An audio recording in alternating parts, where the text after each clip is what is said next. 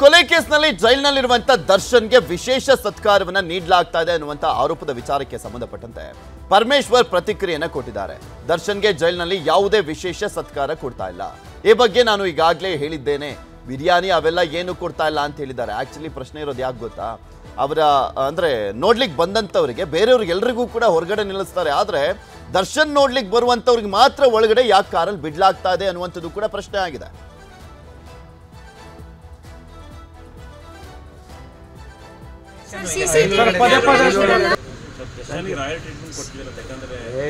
ನಾನು ನಾಳೆ ಹೇಳಿದ್ದೀನಿ, ಅವತ್ತೇ ಹೇಳಿಲ್ವಾ ನಿಮ್ಗೆ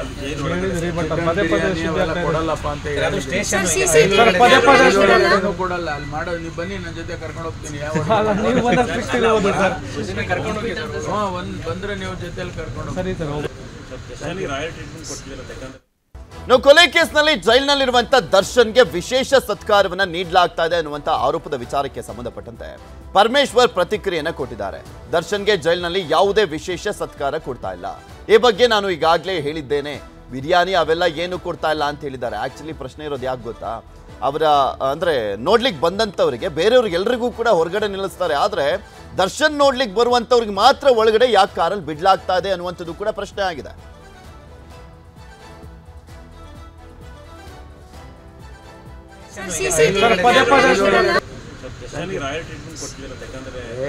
ನಾನು ನಾಳೆ ಹೇಳಿದ್ದೀನಿ, ಅವತ್ತೇ ಹೇಳಿಲ್ವಾ ನಿಮ್ಗೆ ಕೊಡಲ್ಲಪ್ಪ ಅಂತ ಕೊಡಲ್ಲ. ಅಲ್ಲಿ ಮಾಡೋ ನೀವು ಬನ್ನಿ, ನನ್ನ ಜೊತೆ ಕರ್ಕೊಂಡು ಹೋಗ್ತೀನಿ. ಬಂದ್ರೆ ನೀವು ಜೊತೆಲಿ ಕರ್ಕೊಂಡು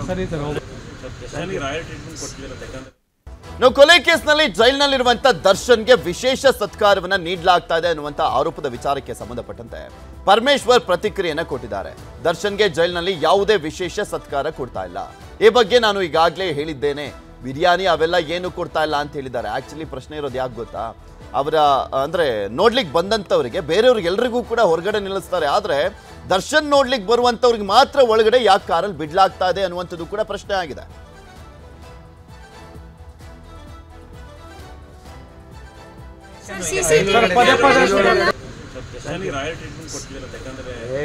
ನಾನು ನಾಳೆ ಹೇಳಿದ್ದೀನಿ, ಅವತ್ತೇ ಹೇಳಿಲ್ವಾ ನಿಮ್ಗೆ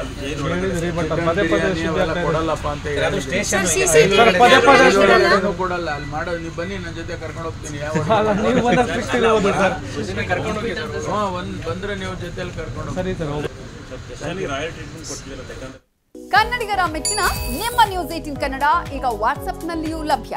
ಕರ್ನಾಟಕ ಮತ್ತು ದೇಶ ವಿದೇಶದ 360 ಡಿಗ್ರಿ ಸುದ್ದಿ ವಿವರವನ್ನ ನೀವು ನಿಮ್ಮ ಕೈ ಬೆರಳುಗಳಲ್ಲಿಯೇ ಪಡೆಯೋದಿಕ್ಕೆ ಈ QR ಕೋಡ್ ಅನ್ನು ಸ್ಕ್ಯಾನ್ ಮಾಡಿ. ನಮ್ಮ ಚಾನೆಲ್ ಅನ್ನು ಫಾಲೋ ಮಾಡಿ, ನೋಟಿಫಿಕೇಶನ್ ಆನ್ ಮಾಡಿ.